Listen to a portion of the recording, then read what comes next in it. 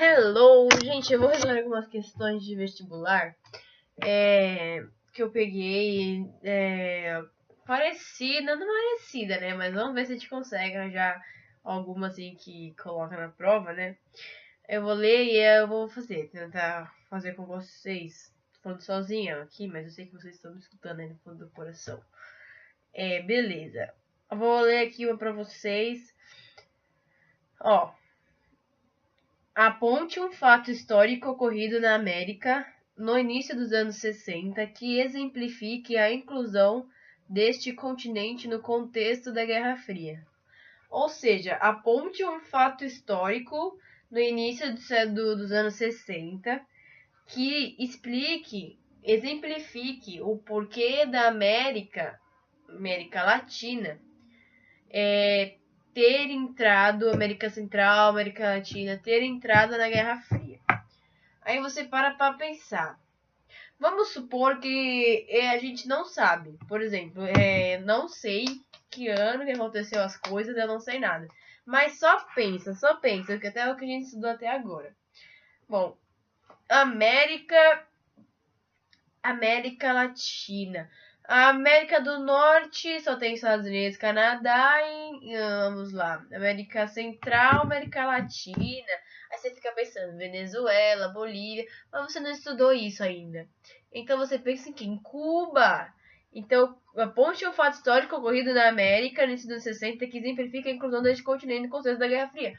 Por que Cuba entrou no contexto da Guerra Fria? Por quê? Porque Cuba derrubou a ditadura do Fulgêncio Batista, que era apoiado pelos Estados Unidos, e com isso, após o ataque à Baía dos Porcos dos Estados Unidos dentro de Cuba, Cuba passou a apoiar a União Soviética.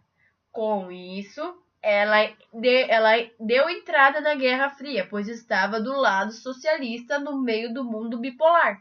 Ou seja, o contexto do 1960 que fez com que a América Latina entrasse foi Cuba. Porque Cuba, sendo socialista, ela poderia influenciar todo o resto da América Latina, como Venezuela, por exemplo. Como vai acontecer na Bolívia, se não me engano, e como outros países. Por exemplo, ela não chegou a influenciar o Brasil, porque teve o golpe militar de 1964 que não deixou o comunismo entrar. Beleza? Vamos para a próxima questão.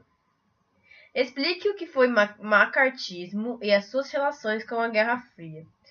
Macartismo foi Caça às Bruxas, do John McCarthy, que ele fez o Caça às Bruxas, guerras aos opositores da Guerra Fria. Guerra aos opositores do regime, aos opositores do capitalismo nos Estados Unidos. E essas relações com a Guerra Fria. O que isso tem a ver com a Guerra Fria? A partir do momento que você vai perseguir gente contra o seu regime, por que você faz isso? Porque você quer eliminar todo tipo contrário de ideologia diferente dentro do seu território. Porque no contexto da Guerra Fria, é disputa por áreas de influência, é bipolarização, é o que? É um querendo dominar o outro. Então é isso, é um domínio, é o imperialismo do capitalismo dentro dos Estados Unidos e dentro do mundo. Então o macartismo, perseguição aos opositores, é você querer terminar essa ideologia socialista, essa bipolarização, você querer criar uma hegemonia mundial do capitalismo. Dentro do capitalismo, dentro dos Estados Unidos acontece isso, quem dirá no mundo inteiro. A gente tem exemplo disso do combate ao perigo vermelho, do Trina Truman, na guerra do Vietnã, na guerra da Coreia. Então isso está totalmente relacionado a extinguir o socialismo e fazer uma hegemonia mundial para dar o fim à bipolarização que estava acontecendo no contexto da Guerra Fria. Vamos para a próxima. Guerra improvável, paz impossível. Em que essa frase de Raymond Aron ilustra as relações americano-soviéticas de 1945 a 1989, que é o período da Guerra Fria? Por que guerra improvável, paz impossível? A gente pode dizer isso a partir da segunda fase da Guerra Fria, da coexistência pacífica. Por que guerra improvável, paz impossível? Porque os dois, nessa fase da Guerra Fria, os dois tinham bombas nucleares, os dois tinham bombas de hidrogênio. Então, por que uma guerra improvável? Porque o Stalin tinha morrido. Então, Nikita Khrushchev com o Kennedy, eles olharam e falaram, a gente tem que colocar juízo na nossa cabeça. Porque se a gente tiver um conflito direto, a gente vai destruir. A chance de destruir o mundo é muito grande. O planeta Terra não era um país ou outro. Porque para uma potência, pouco importa um país pequeno, como o Vietnã, pouco importa se a pessoa tá morrendo ou não. O que importa para eles é dominar o mundo, só que acabar o mundo inteiro. Então por isso que é uma guerra improvável, porque eles sabem, eles pelo menos têm juízo, né? Que o armamento bélico, toda a tecnologia, porque estava acontecendo a terceira revolução industrial, inclusive nas áreas de tecnologia, técnico-científica, e acabar com o mundo. E por que paz impossível? Porque já que eles não conseguiam acabar um com o outro, ia ficar na propaganda, ia ficar no estilo de vida, ia ficar na corrida armamentista, na corrida espacial, em tudo, um queria ganhar, em tudo um queria ganhar vantagem do outro. Por isso que é guerra improvável, paz possível, porque você não vai ter paz até alguém acabar. Tanto é que você só vai ter essa paz, essa final, quando quebra o muro de Berlim e desfaz a União Soviética. Porque o capitalismo domina o mundo. Entendeu? Basicamente isso. Em 1989, o Muro de Berlim foi derrubado. Qual o significado de sua construção e de sua queda para o cenário internacional? O significado da construção do Muro de Berlim foi a representação concreta da divisão do mundo bipolar.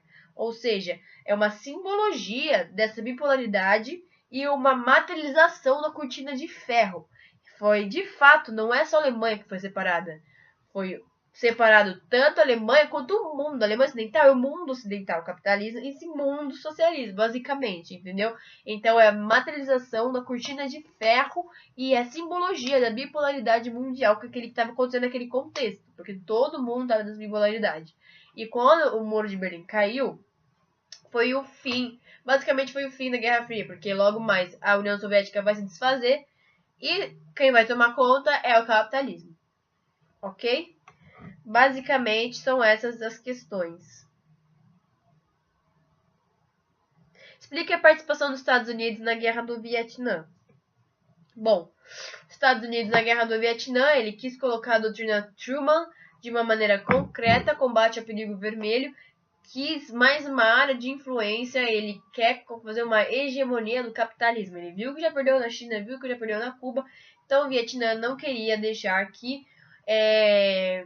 Então os Estados Unidos não queria deixar que o Vietnã ganhasse e espalhasse essa ideia socialista pela Indochina na época, entendeu? Então, é isso. Basicamente, disputa por áreas de influência, simbologia, materialização da cortina de ferro, disputa, avanço tecnocientífico, terceira revolução industrial tecnológica que estava acontecendo. E é basicamente isso, tá? Eu vou ver se consigo achar mais questões e vou fazer no próximo vídeo, senão vai ficar muito longo. Então, até a próxima.